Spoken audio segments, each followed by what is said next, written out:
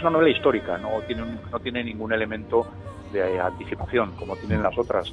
El personaje es el conde Humbert Chantelain, y el capellán de este conde, que es el padre Fermont, que es un capellán fiel, un capellán, digamos, de los que no se han prestado al juramento de la Constitución Civil del Clero, que es lo que la Revolución Francesa quiso exigir a la Iglesia francesa para tolerarla. Como muchos se negaron, fueron expulsados de sus parroquias, y en esas parroquias entraron los curas que se habían prestado a ese juramento.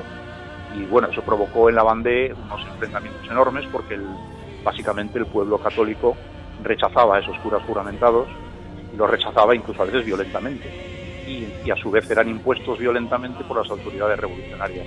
En ese conflicto es en el que tiene lugar esta historia, con estos dos personajes, el conde de Chantelain, su hija, pues un pretendiente de su hija, y el sacerdote fiel que intenta mantener su apostolado en medio de esa persecución. Es un alzamiento católico y monárquico que fue aplastado por las tropas revolucionarias a sangre y fuego.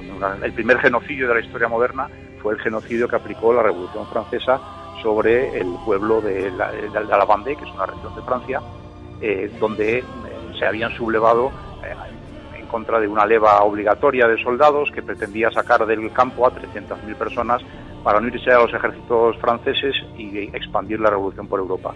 Pero el alzamiento, el motor fundamental, o digamos más virulento del alzamiento, fue la leva obligatoria.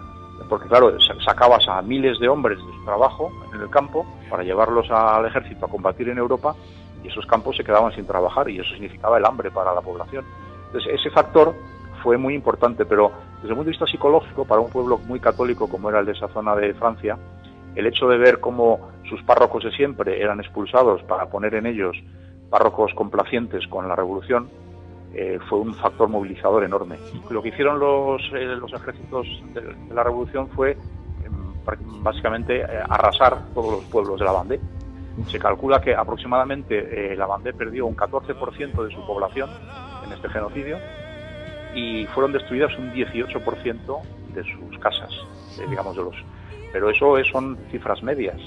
Realmente hubo pueblos donde el 80% de la población fue masacrada. Se calcula que cerca de 80.000 personas tuvieron que huir de esa zona para no ser exterminados.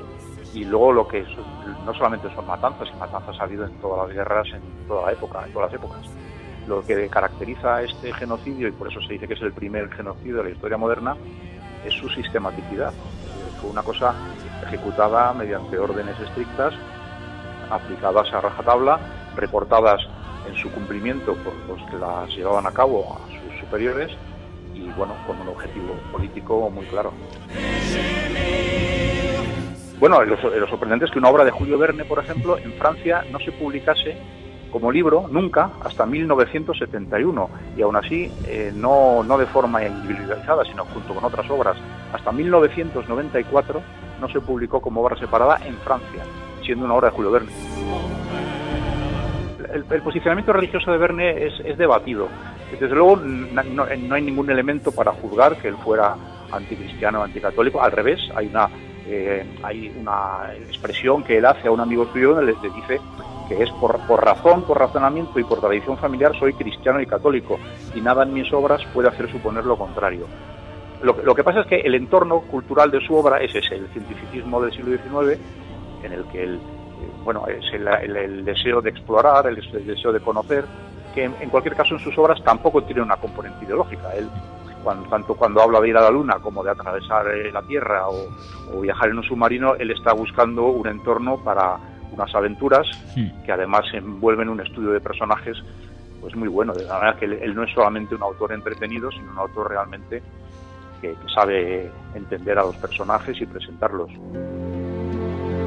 Cualquier público, sí, adolescente también, porque realmente el libro es un libro de aventuras, es decir, el tema de la Revolución Francesa y el terror y el lanzamiento de la Vendée ofrece el contexto, pero el libro es una novela de aventuras en la que el autor, a través de sus personajes, se posiciona evidentemente favorablemente a esta rebelión de la Vendée, pero no es una novela de aventuras entretenida y totalmente blanca, como pudiera ser cualquier otra de de Verne. Yo creo que sí, más que un autor para adolescentes, es un autor que pueden leer adolescentes, pero realmente jóvenes, adultos y ancianos pues disfrutan con él.